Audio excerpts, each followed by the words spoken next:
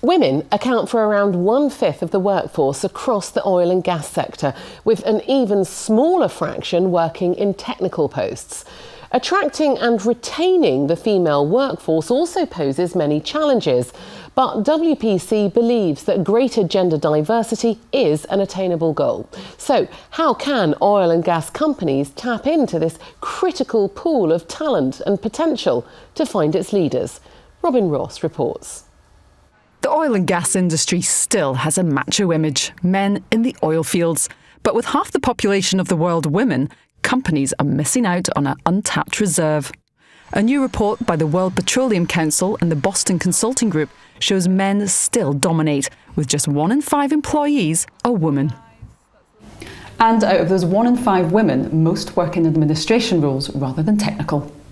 Women feel that they're not given the same access to job opportunities in the industry. Secondly, they feel that they don't get the same support from senior management as men do. And thirdly, there's also an element of not feeling confident enough to ask for those positions. Researchers spoke to 2,000 male and female employees, carried out 60 face-to-face interviews with senior executives, and gathered data from 38 companies.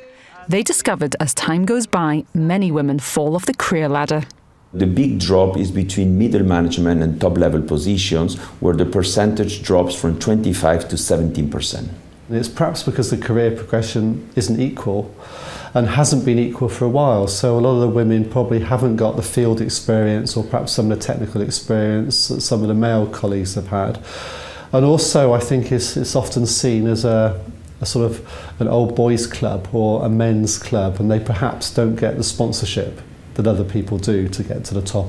Next time you have an opening for a job, very interesting job, career supporting job, somewhere out in Angola or Nigeria, Kazakhstan, Alaska, please ask the talented women on your team as well if they would want to take it, and don't assume that they won't.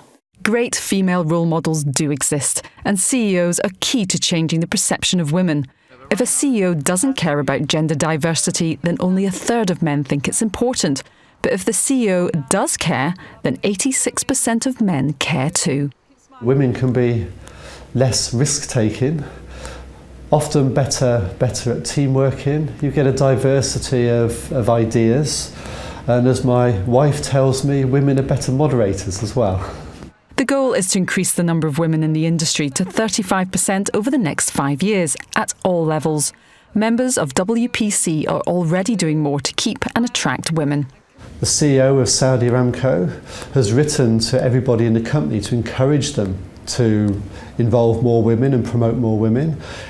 In Hungary, MOL are financially supporting female graduates through university. In the United States, Exxon are having engineering days to attract young girls into the industry. In Austria, OMV have their Technik Princess program for 14 to 16-year-olds. So we have many members doing lots of things in this area. The supply of oil is a hot topic, but what about the supply of talent? The WPC's Future Leaders Forum is bringing more women onto the stage, encouraging companies to include them in STEM programs so they can take on the jobs of tomorrow. Obtaining gender balance is critical for the industry. And it is critical because there is a very high percentage of persons that are above 50 years old that are going to retire in the coming years. At government level, you need to encourage governments to promote science and technology more to young women at schools and get people really interested and keen on science at an early age. The research will continue, and WPC will use it to help companies create more opportunities for women. Women actually are more flexible than men think. You just need to ask them. And on the other hand, men are much more supportive than women think. You just need to ask them.